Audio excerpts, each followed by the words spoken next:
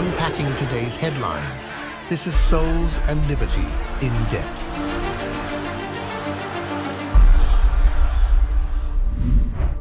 All right, hello everyone, and welcome to Souls and Liberty's In-Depth program, where we go in-depth on a great topic of the day, a pressing topic. Joining us today to talk about a very pressing topic, which is control of Congress, maintaining control of Congress for the Republicans, is Jim Ellis of Ellis Insights, a longtime friend and guest on here. Jim, how you doing, brother?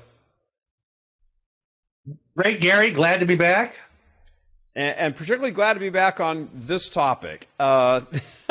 It's a great, big, huge political everything, but it's not quite as big as far as complex at its core as it should be. First, for viewers who may not understand how there are 435 members in Congress, like how they get there, backtrack and just describe to us very briefly, little civics lesson, the process. Like, how is a congressional district determined? Well, the districts are determined through the census. And every 10 years when we have a census, then there is a formula that the Census Department has that determines the number of seats each state receives, seats for the House of Representatives. And you think, well, that should be pretty easy. You should just take the population of the United States and divide it by 435, and that would tell you how many people should be in each congressional district. It's more complicated than that, because what they do is they decide it by state. So they take the state's population and have this formula to determine the exact number of seats each state should have. And that number can change based on if a state is growing or not growing. And back in 1930, Congress put a ceiling on the number of House members at 435. And prior to that, when states gained, then you just gained more seats, but nobody lost any seats. But then the House was getting a little bit too big. So at that point, the members in 1930 said, we're going to cap this at 435. So now, every 10 years, you will see a situation where some states will gain because they're growing, like Texas, like Florida, like the red states, actually, and some states are losing. They're not keeping up with the rate of growth. So therefore, they lose representation. States like California, Illinois, New York have lost seats. And so that's where we are. So, and then the lines, your actual district boundaries have to be redrawn every 10 years so that every district has that same number of people. And with technology today, you can get the districts down to plus or minus one person. Sure. And that's what they have to do on redistricting. So what's going on in Texas right now, and, you know, it's being, of course, portrayed in the media, this partisan power grab by Republicans to increase the number of members they've got.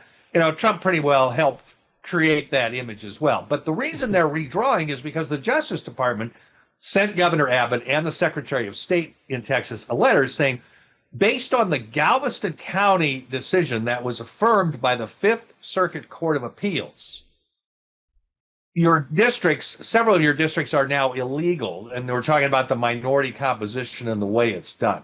Right. So therefore, they have to be redrawn. So this is why Governor Abbott added redistricting to the special session agenda, because he was directed to by the courts and the Justice Department. So it's not this partisan power grab willy-nilly.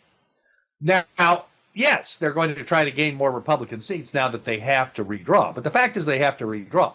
Ohio is in a similar situation. They will be redrawing in September. They have an interesting law there, Gary. They have, in order to make sure you have a consensus map under the Ohio procedure, you have to have 3/5 vote in each chamber of the legislature support a map. And if that doesn't happen, and it didn't happen in 2021 when they drew the current Ohio congressional map, then those maps can only stand for 2 elections. And that was 2022 and 2024. So by law, the Ohio map has to be redrawn this year or prior to 2026. And if So we're going to see it doesn't get 3/5 we're going to see vote a in each Texas chamber, we're going to see a Texas 2.0 in Ohio come the fall. Yes, we're going to have to, because they're under a mandate by state law to do that. So it's not some willy-nilly partisan grab like Gavin Newsom wants to do in California, which I'm not sure how they're going to actually pull that off, but that's what he's claiming they're going to try to do. And now the New York governor is saying the same thing, but both those states have these redistricting commissions.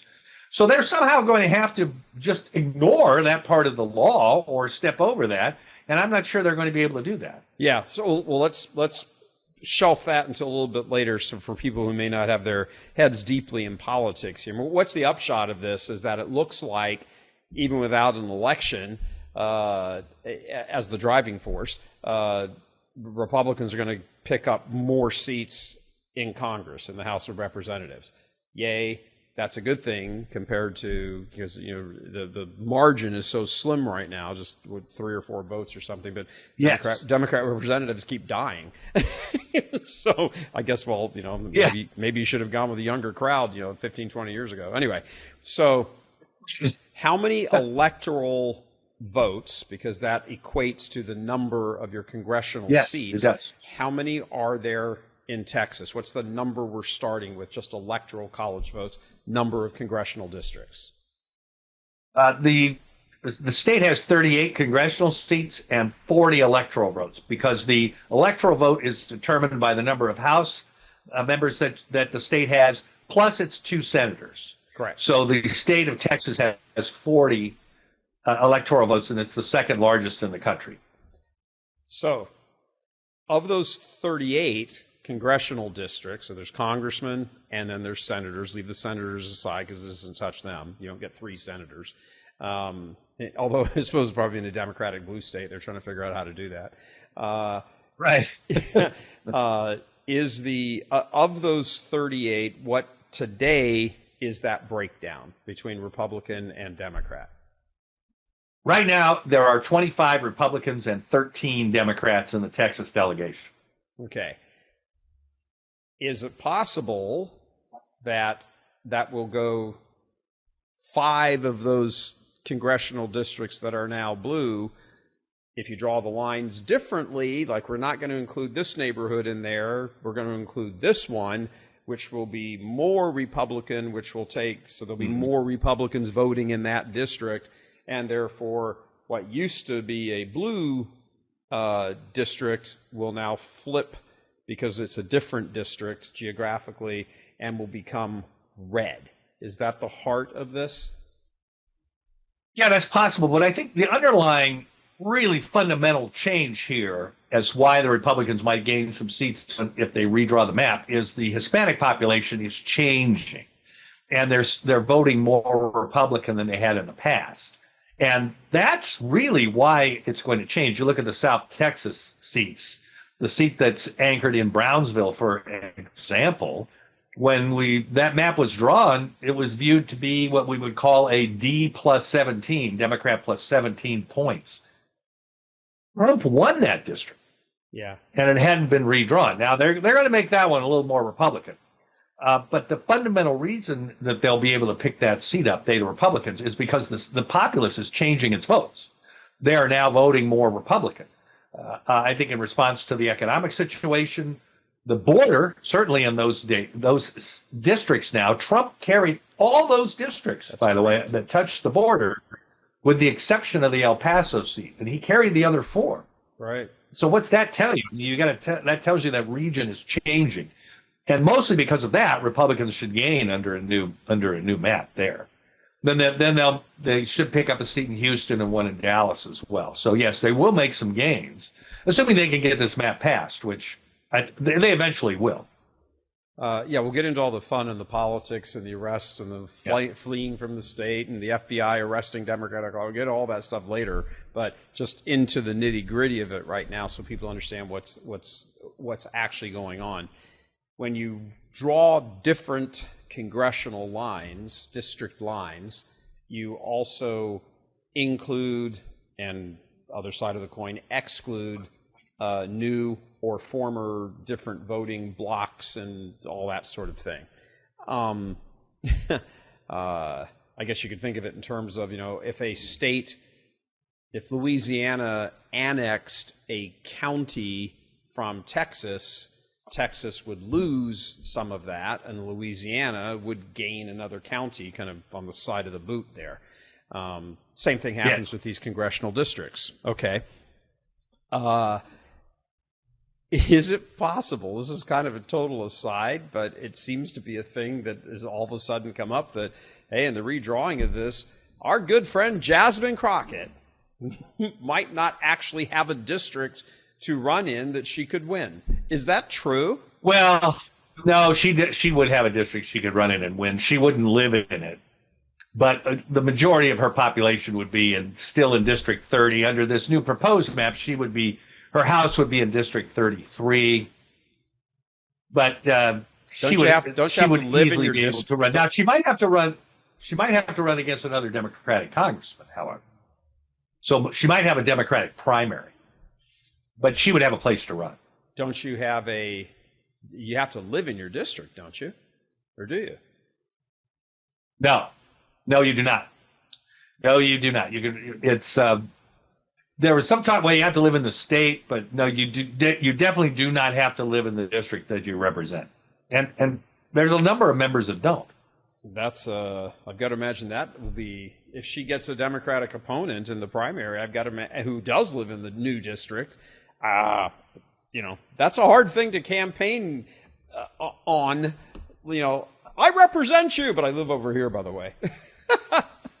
Yeah, that's I got to imagine in some cases that's a tough sell. But anyway, so we can skip the Jasmine Crockett thing for a second. Okay, so now let's go a little bit bigger. I think people can probably get the idea that you're drawing different lines, and it's still 38 seats. You're not going to 39 or 40. You're just reapportioning where the lines are, and so this district just got a little bigger and this one got a little smaller, and the populations inside each of those have changed and all that stuff. So that's why the system is set up. It's set up to accommodate change because things change. So what is going on now? And I'm sure you're ready to pop off and have some fun with this, so feel free. What is going on inside the Texas state legislature in Austin, who are the lawmakers in charge of redrawing these maps? What is that? Well, for the third time in the past 20 years, the Democrats have left the state in the House of Representatives there to break the quorum. Texas has an unusual quorum rule. That is, you have to have a certain number of members present to be able to conduct business. In most states, that's just a bare majority. But in Texas, and I believe two others, they require 2/3 of the members to be present in order to conduct business or conduct legislation. And so if you leave the state, then you would break the quorum. The reason they have to leave the state is that the Texas State Police, or the Department of Public Services, as they refer to it, those officers have the power to arrest.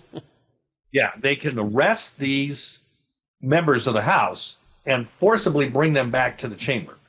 That is within the state's power. But once they leave the state, then those officers don't have that power anymore to go get them unless there is an extradition agreement from the governor of the state. That's why they went to Illinois. Yeah. Because the Governor Pritzker there would protect them, as is Hochul in New York.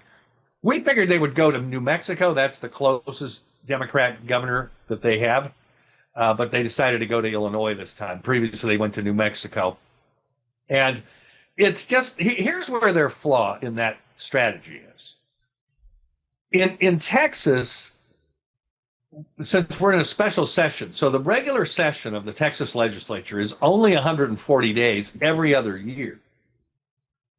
And so when that session closes, sine die they call it, then, and it did it in the beginning of June, the session ended for the 2-year period. But the governor has the power to bring the legislature back in a special session. That's what the governor does. Only the governor has that power to call the legislators back. And if you look then at why this is important, is because the governor really has all the power in a special session. The governor calls the session. It can only last 30 days, but he can call an unlimited number of those. So this is where their plan falls apart, because the governor can call and end, by the way. He could just end this session if he wanted to. But I would think he'll let this go till August 20th, which is the final day it can be in session. And then all he has to do is call another one. So they're stuck in Illinois or New York or wherever they are for, an indefinite period. So how do you reach a conclusion on this standoff? They can just stay there and he can just keep calling sessions? Yeah. Well, he can just wait until they come back. So back when this first started was 20 years ago when the Republicans redrew the map. I was involved in that. Governor Rick Perry, at the time, saw what they had done when the state senators flew to New Mexico. And, he just got on the call with those of us involved in it and said, the day they did it, the day they flew there, he called in the afternoon to say, everybody say whatever you want over the weekend and let's everybody agree starting Monday, we just be quiet. So there's nothing new, and they will just be stuck over there because they don't have an exit strategy. At some point, they'll have to come home. They all have lives back in Texas. They will come home at some point. We will just wait it out. And he said, and when they do, I will call another special session and we'll pass the bill. And that's what happened. And that's what's going to happen this time. Now, Abbott's taken it a step further this time. So he is saying, because they've passed some different laws to deal with this in between that time in 2003, when they first tried this, and today. And they did it one other time as well, but it didn't last very long. And so now they're receiving daily fines for not adhering to the order. The only time you can be absent is if you're ill, you have some family member that's ill. There are certain reasons you can be absent, but not for legislative reasons. And that's what this is. And this is Abbott's argument that they have abandoned their seats. So he's going to the state Supreme Court to declare the first seat of the leader of the Democrats vacant because they deliberately left the state for a legislative reason. And that's in the law. The other thing he thinks hold on right there. What's the composition of when you're saying Supreme Court, you're talking about the Texas State Supreme Court, right? Texas State Supreme Court. What's the composition of that court, and how favorable would they receive that argument, and how quickly would that act? I think they'll act quickly. There are 9 Republicans on the Texas State Supreme Court of 9 members, so there are no Democrats on the court. And I think the Democrats probably want to gerrymander the court. Well, they would, yeah, except they're statewide elections. So. Oops. But so we'll see. So has he already done that? I mean, that seems to me like a near checkmate move at that point, because if you do it with the leader, now you go to the next one and the next one and the next one, and you just don't need those seats. Do those guys remain legislators if their seat is vacated? He's declaring the seat vacant, and then he'll schedule a special election. Wow. And here's the other key to the quorum then. If those members, and not all of them win. Now there's the State House, the Senate is not involved in this now. The State House has 88 Republicans and 62 Democrats. So they had to have at least 51 of the Democrats, 51 of their 62 leave. Right. Now the estimates are between 51 and 56 left. I don't know why they don't have a full count, but they don't. I guess they don't know where all of them are. They didn't all go to the same place this time. Okay. But not all of them left. So there's 5 or so that didn't leave. But they need to keep 51 out. But if they're successful in declaring these seats vacant, then the quorum call number reduces as well. Well, of course, yeah. You just have fewer legislators, and to get up to 60%. Right. 60%. So if they can get it where there's 150 members of the chamber, you have to have 100 there to do business. But if you have less numbers, then it's 2/3 of whatever number of members they have in the chamber, in the House rather, as opposed to the chamber. What are what's the amount of the daily fines, and are those paid by their office or are those paid by them? Oh, that's we're getting to another crux of where Abbott's going. Sure. It's $500 a day per person, and it's in the law that they cannot use their campaign funds to pay those fines. Okay. So what they're doing is they're out getting contributors to raise money to pay these fines for them. Oops. Abbott's saying, no, that is a bribe. That is a bribe if you take that money. And Sure it is. we will go to court to prove that's a bribe and charge you with bribery. Wow. I mean, talk about digging your hole deeper. Shite. No, he's not taking this lightly. But he's right. He's right. That is a bribe. Of course Sure, it it's a is. bribe. Because as he points out, they're taking money for a legislative action, and that's the definition of a bribe. Sure. And that's what they're doing. This is a legislative action, them moving out of the state. And that's what they've done. That's his argument. They're moving out of the state for a legislative reason here. Sure. And now, what about this? So that's where the court will have to determine. So, Trump has said something along the lines of, involving the FBI to go seize these guys in Illinois or wherever else they might be in the country and bring them back. I mean, is that doable? What effect would that have? Yeah, I think it is. Have to, I mean, if you've just been seized, I mean, are you arrested? Are you charged with something that's federal? How does that work? They are arrested in the fact that they're in custody to be brought back into the legislative chamber. And once they bring them back, then they lock the doors of the chamber, and then they're all in there, and then they're free to go once the chamber adjourns. It's not a crime. They put them in the chamber, and then they chain lock the doors. Yeah. Oh, yeah. Yeah. That's kind of like what happened in, what was that, the 14th century, and they were trying to elect a pope, and it went on for 2 or 3 years, and they locked him in and just tore the roof off the place and said, hey, here's the weather elements, and there's no food and no water. Vote for a pope or die. Yeah. Right. Yeah, it's kind of, this is all part of the law, actually. Can they chain them can they chain them or handcuff them to their desk in the state legislature? I don't think they can do that, no. I think they can handcuff them to get them into the chamber, though, because they are technically arrested. They're not being charged with a crime. But this is a special part of the law that a legislator must be brought back to be in the chamber. Once the FBI agents would bring them back across the border into Texas, would the Texas Marshals then take over? Yes, I think so. And then if they tried to leave again, is that a crime? It's not a crime. It's a special part of the law but they just be brought back into the chamber. Okay. And then if they just turn around and walk right back out, then vacate their seat and get on with business. Yeah, I guess so. Yeah. Okay, so they're playing. This is a new step. They're playing a losing hand here. I mean, you look at the Democrats are playing a losing hand. So this is like a clown show. Like, what are they trying to accomplish here? Like, is this just another National King's Day or No King's Day or whatever that crazy thing was, and then faded away and it's 20 seconds after it starts? Is that all this is? That's really all it is because at the end of the day, I mean, I don't know, they're going to stay there till November.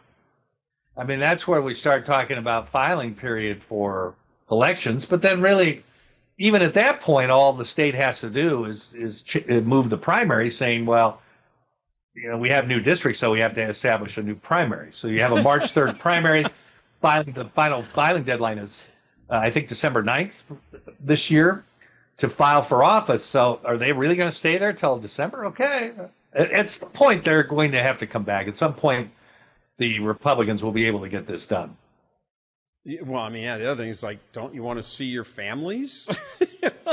Don't you have birthdays and graduations and start of school? And I mean, don't you have, like, life stuff? You're just going to go hang out around J.P. Pritzker's, barbecue and make sure he doesn't throw you on it because, he does look like he has a pretty good appetite.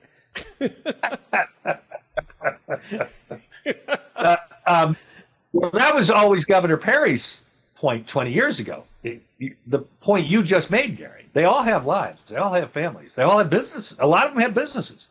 A lot of them are attorneys that have practices. The legislature there is not a full-time job. They only make $7,200 a year there, so nobody's living on that. And so at some point they're going to come home. Well, $500 a day adds up pretty fast. I mean, that's $15,000. I mean, after 2 weeks, they owe in fines what their entire legislative salary was. Now, that's not all the payoff and all that stuff they get because of the way things work here in Texas, but at least on the terms of the salary, that's it. Okay, so one of the things that always mystifies me about kind of the Democratic Party approach to stuff is the question, is this just stupid shite, or is this somehow like crazy like a fox? And it almost always strikes me as the former.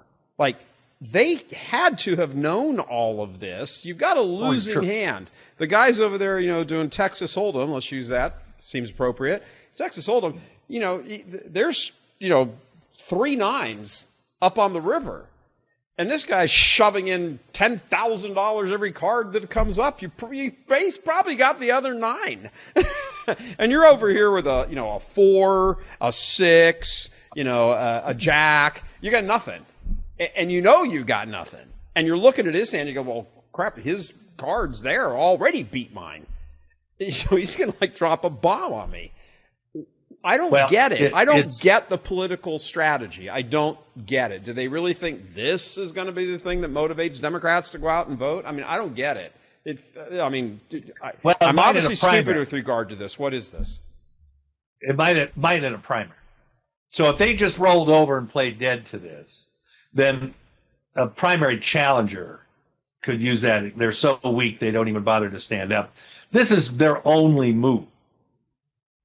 And so it's a grandstand move, and then they can say, we went to the wall, we even, put our families at risk to do this because we're such believers, and we did everything we could do. So I think it's really designed more to make them less vulnerable in primaries. Wow. We're not going to stop the legislation at the end of the day. All right, so now let's get to that, because that's really, all this drama and clown show and fun stuff and all the photo ops and the perp walks of handcuffs and, that's all great and glorious political theater. What are we really talking about here? We're talking about at least enhancing the opportunity for continued control of Congress by the Republicans come the midterms. Are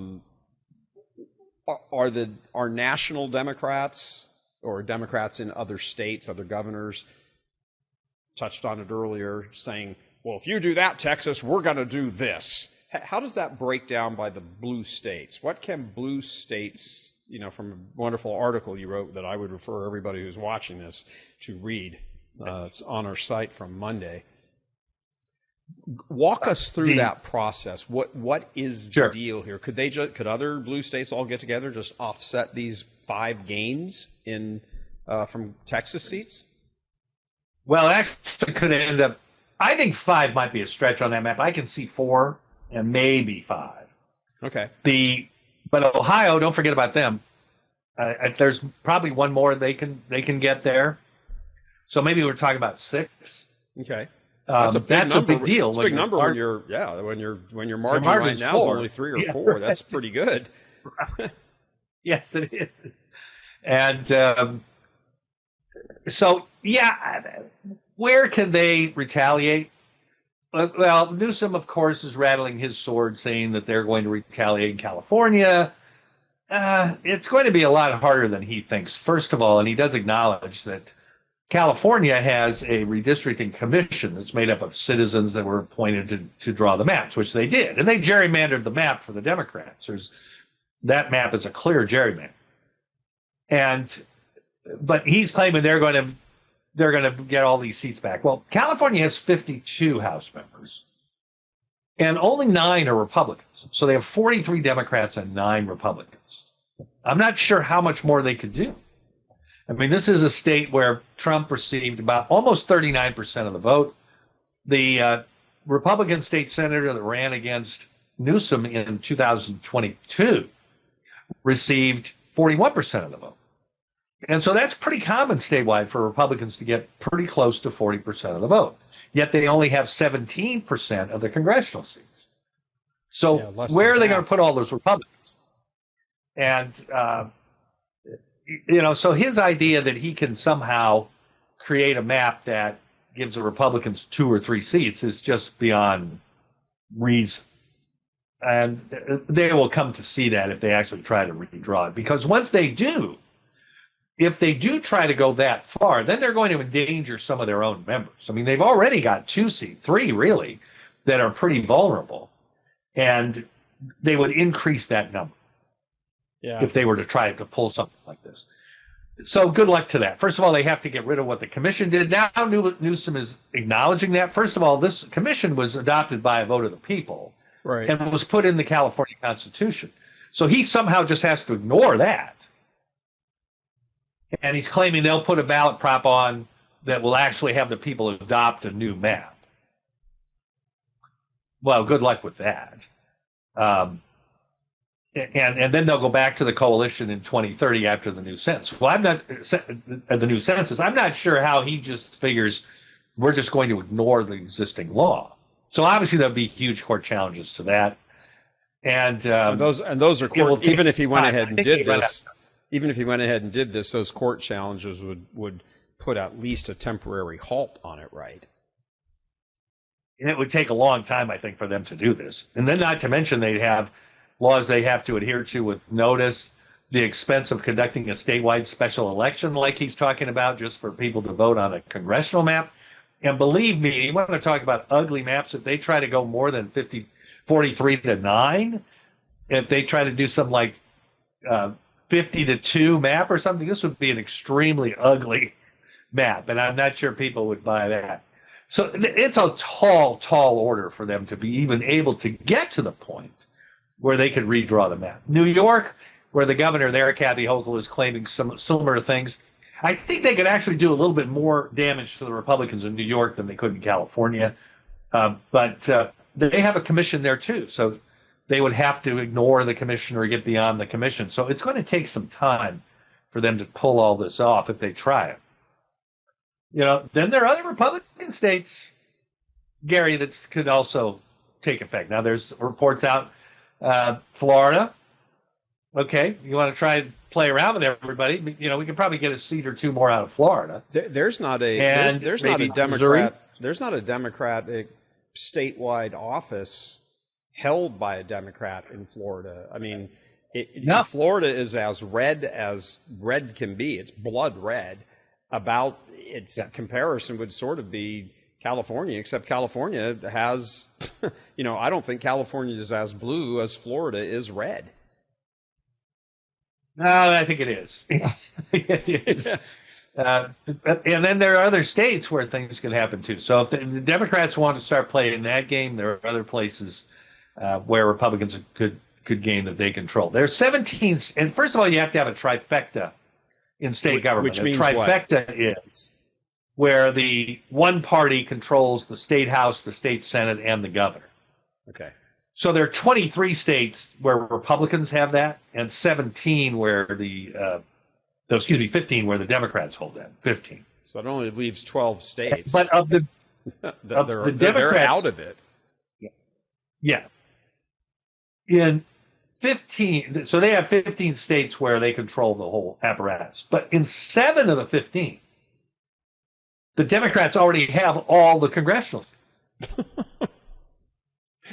So, all right, so now we're down to redistrict those. I mean, all you would do is just swap one Democrat for another. You don't change the number of seats in Congress. Massachusetts, Connecticut, Rhode Island, New Mexico. These places they have all the seats. Yeah. So they're not going to gain anything there. So they're down to 8 places where they could try this. And what are the hurdles? What are the hurdles in the 8 states? New York and California have these commissions. Well, let's start with California. California and New York we already talked about. Colorado is. I don't think they'd get very far in Colorado. They could actually make pretty serious gains in Colorado. because the delegation there is split 4-4, and Colorado is a very blue state now. But Colorado has a commission as well. And, the governor there, Jared Polis, has not been as far out as Newsom or Hochul or these other governors. I mean, he's been much more reasonable on things. In fact, COVID, he was one of the first governors that opened up on COVID, the first to allow stadiums to refill. He's done some things that have been not as far left as some of these others. And I'm not sure he'd go along with this, and for a couple of reasons. Number one, I think the Colorado system might be the best reapportionment and redistricting system in the country. They do have a commission. And the way they did it, they have a separate commission for Congress, a separate commission for the state Senate, a separate commission for state House, and a separate commission for the Board of Education, I believe, anything that needs to be redistricted. They set up separate commissions for each body, which I thought I hadn't seen that before, but that's interesting. So you have a lot more people involved. And secondly, I think they did a pretty good job, to tell you the truth, in what they were doing. But most importantly, in the Colorado system, the state Supreme Court is part of the approval process. So when this commission was created and they drew, for example, the Congressional map, that map had to be approved by the state Supreme Court, which it was. That's why they didn't have any lawsuits. Right. Because the top legal authority in the state had already approved it. Correct. That's why I think their system is the best in the country. And first of all, they'd have to not only remove the commission, they'd have to remove the state Supreme Court from the process if they wanted to redraw this map. Yeah. I don't see how they're going to do that, and I don't think that governor would be inclined to do it, frankly. What's the composition of so the then you have other places. Isn't the Colorado Supreme Court the one that approved taking Trump off the ballot? It is. Yes, it is. But, but, I mean, are they going to remove themselves, Gary? I don't think so. Yeah. So they would have an awful lot of hurdles to overcome in these states if they were going to try to get into a redistricting war. If they wanted to get into a redistricting war state by state, the Republicans are going to win that. Sure, there's 27 states are Republican controlled, is that right? 23. 23. That's a trifecta. That's a trifecta. How many? Okay, so and the Democrats have 15. So we've talked about what's going on over on the Democratic side. You've kind of already, played your hand over there. I mean, half of your states you have a trifecta and are already 100%, on the way to being, completely Democrat. So you have a much smaller playing field there to get some business done. What's the case over on the Republican side? Well, there's several states. I mean, we mentioned Florida. Indiana is a possibility where maybe they could get one more. Missouri, actually, they're beginning to take strides in Missouri to eliminate one of the two Democrat seats they have in Missouri. So I don't think it's really going to get to that point, though. I really don't. I think once the Texas situation is resolved, I kind of think that's going to end it. I mean, it strikes me as though. Look, evil's kind of loses its mind. I can't remember. Yeah. I think it was Dostoevsky, who said Satan is like an evil,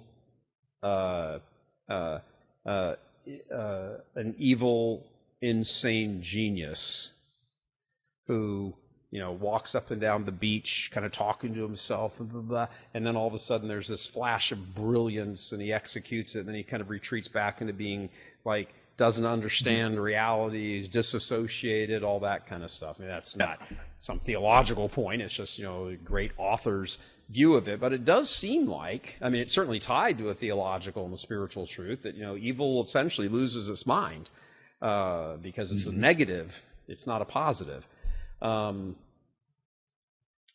I mean, it seems to me, based on what we've seen between lawsuits and trying to get him off the ballot, I'm talking about what Democrats are doing against Trump, federal charges, raiding his home, going through Melania's underwear drawer, going through Barron's PlayStation, trying to kill him, imprison him, I mean, the whole bit. And it all backfired on them, hugely.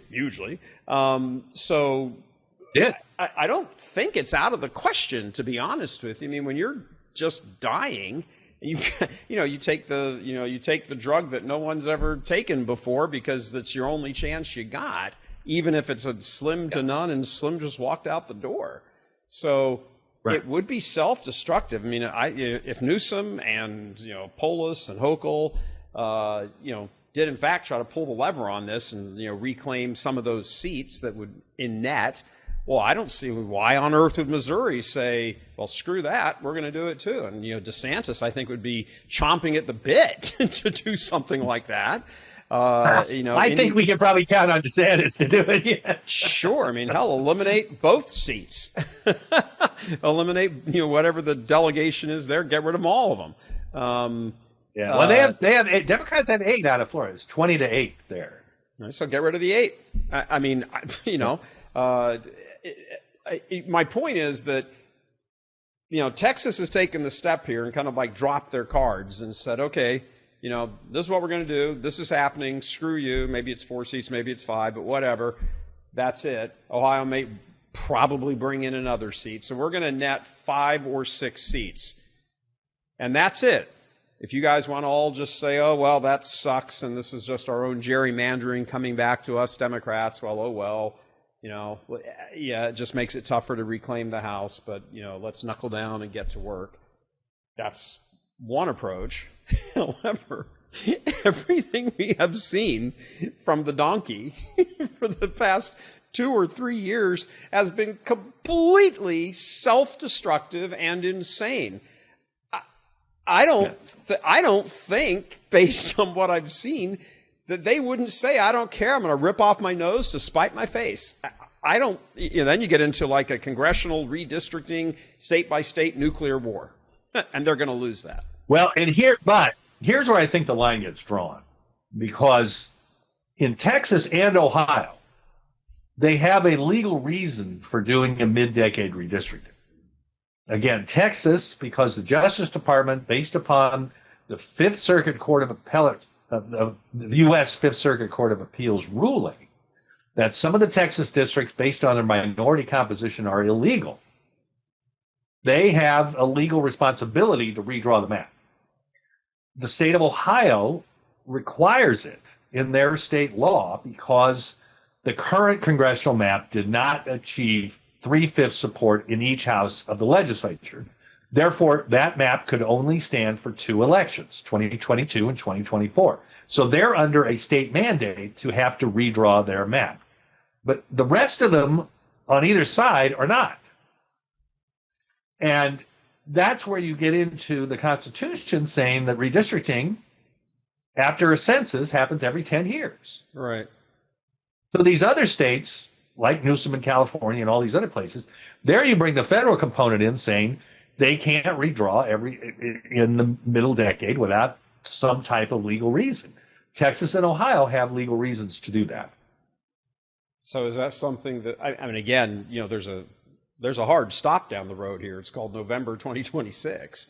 And I presume at some point, if you don't even know what your districts are, how do you file for a primary to run in one? Well, actually, the hard deadline is way before that. It's the state candidate filing deadline, which in Texas is December the 9th. So sure. It's way before November. Yeah. So it just seems to me this is just a flat out losing hand for the Democrats. They should just fold and, take their lumps and be done with it. That seems to me to be the logical way for this all to unfold over the next 1 or 2 months or whatever, however long it's going to take. But you're correct. Their recent history doesn't show they take the logical way out, and also their donors and hardcore base don't want that, and that's what's motivating. Yeah, and to that point now, so let's step out of politics and get into the world of politics. or out of the world of political process into the world of political reality for them. Yeah. I mean, who are the magnets right now? The Mamdani, that freak in Minneapolis. Yes. AOC. The oligarchy tour. I mean, that's the only thing that's making waves there within the base, and the rest of America is like, you people are weird. Yeah. I mean, Bernie Sanders is becoming, he's one of the more sensible ones they have now. What do you think? I think on this whole question of out of step with America. I mean, they canceled Howard Stern's show, or they canceled, not renewing his contract, as they say in the media world. He's done. Colbert is done when his contract. I mean, all of these things, you keep watching them like one by one fall off on that side. Then when you look on the other side, you see sort of the reemergence of just normal white people in commercials, and the whole, My Jeans commercial thing and all of that. And it seems like I got to say, if Trump were alive like 2,500 years ago, he'd have been an Old Testament prophet.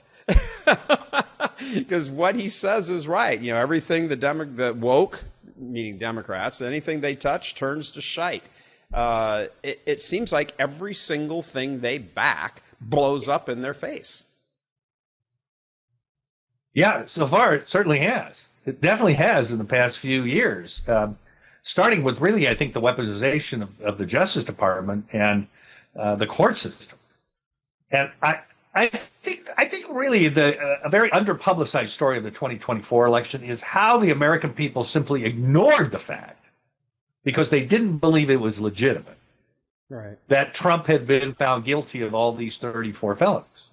Right. I mean, it got to the point where the Democrats even dropped their attacks on him towards the end of the election. Remember that? Because that's how bogus it was, and obviously the American people did not buy that. Right. They knew it was bogus. They knew it was fixed. They knew it was phony. And even the Democrats finally realized that at the end. So that, I thought, was unwritten story of 2024, how badly they fell on themselves and exposed really how corrupt the judicial system can be. Yeah.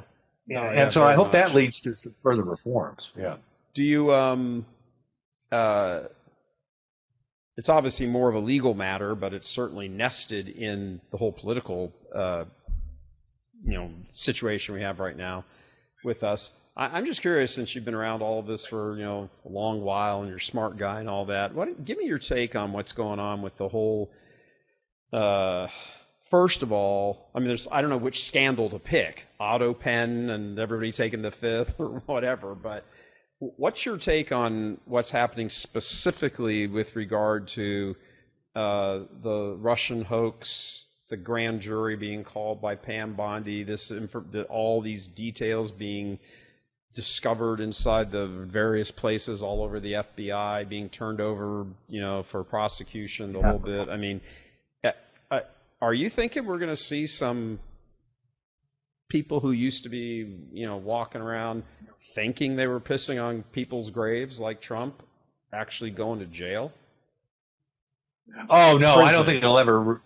I don't think it'll result in any of them going to jail. But the good thing about all doing this and getting to the bottom of it goes a long way, I think, to preventing it from happening again, and to make sure it doesn't get out of control like it did, where this sort of thing could happen, particularly through the FBI. I think they've solved a lot of that thanks to Donald Trump and Kash Patel and Pam Bondi. They've weeded out some of these corrupt individuals that were in that FBI. So I think it's really worth doing to reform the Justice Department, the FBI, these sorts of agencies that were involved, really, in what proved to be a coup. Is it? I mean, it wasn't a coup, obviously, with firearms, but it was a coup nonetheless, because they were interfering in that race to deny somebody that they were afraid the people were going to vote for, and in fact, then they did. Right. Sure. Yeah. And Trump 1.0 was crippled from day one. Yes. yet he still was able to prevail. And they certainly didn't count on that. No. But because of that, and I think getting to the bottom of this now, years later, is well worth doing, because we've got to prevent that stuff from happening again. If we can turn back to where the FBI used to be and the way it's supposed to be, that they are law enforcement and not political activists, then it's been well worth doing. Well, perish the thought, but I mean, you can only, you don't, there's no such thing as an agency. There's people who have certain powers vested in them that run an agency, and therefore the agency takes on the complexion of those who run it. So, perish the thought, President Zoran Mamdani in 2028 comes in and just repopulates the Justice Department, the FBI, the CIA, all the intel, DNI, all of it, with these same people or their same ideological, misfits. And here we are all over again. That's why I think people have to go to jail. Well, yeah, I have a hard time seeing that part happen. You don't think John Brennan is going to go to, presumably we don't know who's being charged or, what's being presented before this grand jury. We don't even know where the grand jury's been called. But anyway. Well, it's in Washington, D.C., is correct, too? The grand jury's of Washington, D.C., isn't it? I don't know that that's accurate. I don't know one way or the other. Yeah, so you got to see if they can even get an indictment there.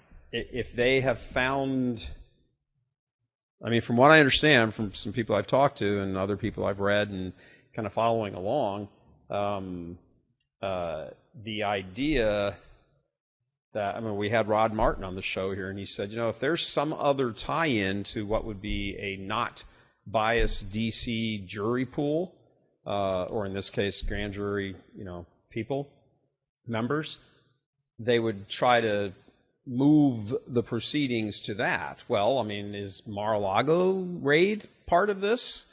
Palm Beach County is, hardly, Sioux Falls, South Dakota, but is there some tie-in to all of it? We don't know exactly where the grand jury is being called to. We also don't know what's actually being presented. We have an idea of some of the stuff, because, Tulsi Gabbard turning it over to Pam Bondi and, saying, here it is, and I'm going to release the documents, and here they are, and you can look at them yourselves. It certainly seems to be about the whole Russia thing. But if this is a giant coup, and then a conspiracy to first kick off the coup, and then cover up the coup, any point along that timeline, and more importantly, any geographical place involved in that timeline becomes fair game. So we don't know who's being investigated, formally charged with whatever the information is being presented to the grand jury. We don't even know where it's going on. No, we don't. I don't know. And that's important. It's important to know where it is. It's very important. My goodness, the other thing is you get a grand jury out of, D.C. Well, then that means the trial's in D.C. unless some change of venue thing happens, which I don't think would happen. There's no judge who's going to kick it out of D.C. to, Waterloo, Iowa. No. So, no. The they folks, probably, even if they did, they'd send it over to Alexandria, Virginia, or Montgomery County, Maryland, and frankly, that's even worse. Yeah. So I was told by some attorneys that the left, they like coming over to the Alexandria side because they feel they get better jury pools over there because they get more bureaucrats, and bureaucrats will always do what the government tells them to do. Right. Whereas in Washington, D.C., you do have a lot of African Americans who don't trust the government. And so they're not as confident that they can get the type of jury they need out of Washington, D.C., and they prefer to come to a place like Alexandria or Montgomery County, Maryland. Yeah, I wonder how James Comey would do in front of a D.C. jury of, 8 blacks. He might not do that well. Yeah, he might not. He might not do that. Yeah, but they're not too crazy about the FBI. One of the things I think that's a parallel here to think about is, yes, the fact that you investigate it and uncover it all and publicize it all, okay, that's good. Discourages people from doing it again, hopefully. But if the exclamation point on this is, and after all of that uncovering, juries returned verdicts of not guilty, I actually kind of think you might be in a worse, now you have official encouragement from the court proceeding to say, damn, I can get away with whatever the hell I want, and they still couldn't prove the case against me. Yeah, right. It could be a real, yes, that could set everything back. You're absolutely right. And there's no guarantee that they would convict them. No, there's not. But I mean, again, that's kind of where the geography question comes into, play. It does. I think if there aren't some big names, and I don't know if that means Obama, because when we had Rod Martin on the show a week or two ago, he made the case that no, I mean, there's lots of stuff that Obama could sit back there and essentially plan the suiciding the entire military high command and just say, oh, this was part of my official duties and the Supreme Court's giving me immunity. Well, that's true. But at 12:01 on January 20th, 2017, you no longer have that immunity. It just no longer covers and protects you because now you're just private citizen Obama. Were you involved in any of this after 12:01 in 2017? And if he was, hey, now all the rest of it opens up. That's the point. It doesn't stop. It becomes one. Now, I don't think they can. And frankly, at the end of the day, that type of decision on the immunity is going to help Trump too in the future, because they're going to try to go after him the minute he leaves office. Oh, of course, yeah. So the fact that Obama here is on the hot seat and now is claiming immunity, in the long run, probably helps Trump. Yeah, I mean, on a personal level, sure. I mean, I don't know. Yeah. Remember what was the cry in the campaign in 2015 and 2016? Lock her up. I mean, shifting over to Hillary doesn't have any immunity from any of this, nor does she have one of Joe Biden's, staff auto-penned pardons either. That's correct. They don't. Yeah, it's only the president, right? I don't know. I just on a personal note, and I've said some of this kind of stuff in my commentaries and stuff. If some of these big names who people know, Hillary Clinton, James Comey, if these people aren't rotting their asses off in jail, in prison, in federal prison, I don't care if it's one of the cushy places or anything like that, at the end of the day, it would be at best a Pyrrhic victory to simply have exposed all this stuff. But you've given not the slightest bit of discouragement. And a matter of fact, in a way, you've given encouragement to the next round of these people to say, well, crap. I mean, if they couldn't nail Comey, if they couldn't nail Hillary, if they couldn't nail them, they'll never be able to nail me. So I'm off to the races. I think people have to sit and rot their asses off in jail. Big names. Yeah, well, we'll have to see. We'll have to see how this plays out. But I'm glad they're getting to the bottom of this and exposing it. That really had to happen. Sure. Because it was outrageous what they did to Trump back in 2016. I mean, that was a coup because they were artificially attempting to install Hillary Clinton as president over the will of the American people. Right. Yeah, and I think people missed the point that they were trying, the first thing was to prevent him from getting elected, when obviously that didn't happen. Then it turned into, now let's destabilize him. But the first move was actually, let's get him impeached and removed. So they got him impeached twice eventually. But, so I keep referring to it as a partially successful / half-failed coup attempt.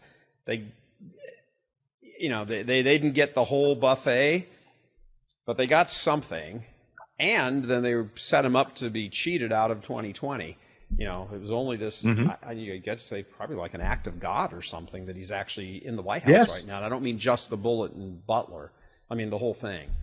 So yes, I think so too. Yeah. It's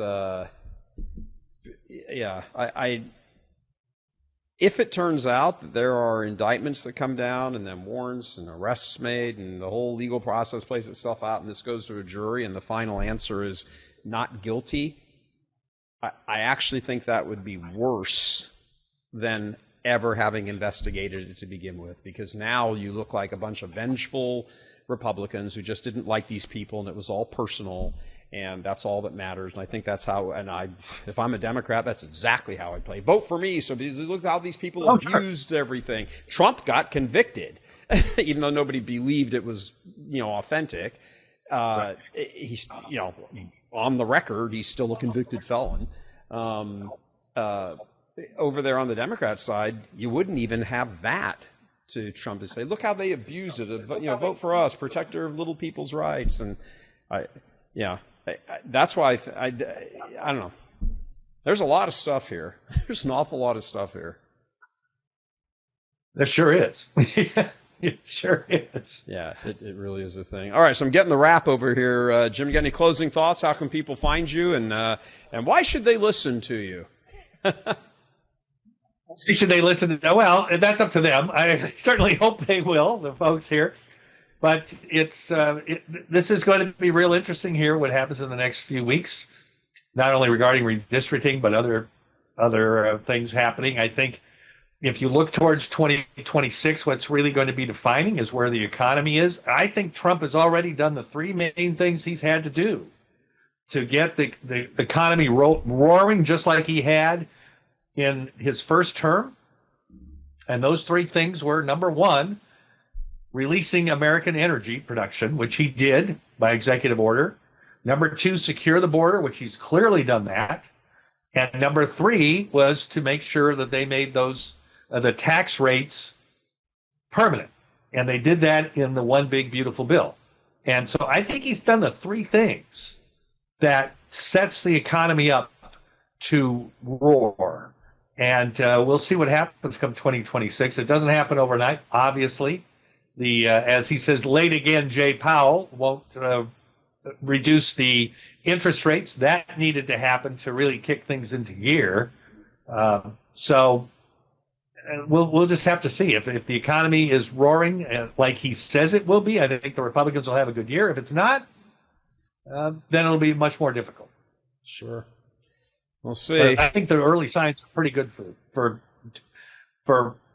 the outcome being as Trump has predicted it would. We'll see how this goes. And give me 30 seconds. What did you think of Obama chiming in? We've got this little clip here from his Twitter, his X account, where, talking about the Texas thing, he said, "We can't lose focus on what matters. Right now, Republicans in Texas are trying to gerrymander district lines to unfairly win 5 seats in next year's midterm elections. This is a power grab that undermines our democracy." I'm sure you have a thought about that. Bring us home with your thought. Yes, just let's go back to his role in removing Biden as president. The candidate who had received 14 million votes in primaries and replaced by someone who had received none. That's democracy? Because they knew he couldn't win? So, okay, we're just going to ignore what 14 million people voted for and replace that person with somebody who nobody voted for. They saw the result of that. But this is Mr. Democracy? This is the man who's so concerned about American democracy? I don't think he was too concerned about it when they pulled that gig. Yeah. The coup leader in chief. Jim Ellis, thank you very much, brother. Always good having you on. Good reflections, thoughts, and all of that, man. Thanks very much. Bless you, man. Thank you, Gary. Pleasure to be with you. As usual. Thank you. All right, that wraps us up here. If you like what you see here, if you hear it, these are all great conversations. Smart people are on this show. That's why we bring them on for your benefit. Please, if you support this, if you like it, if you learn something, if you think it's worth supporting even more, please click on that donate button, sign up, subscribe, get the newsletter, stay abreast of what we're doing here. We got great people that come on the show here, and I'm okay with my commentaries every now and then too. That's it for that. I'm Gary Michael Vorse coming to you from Houston, Texas. Yeehaw! God love you.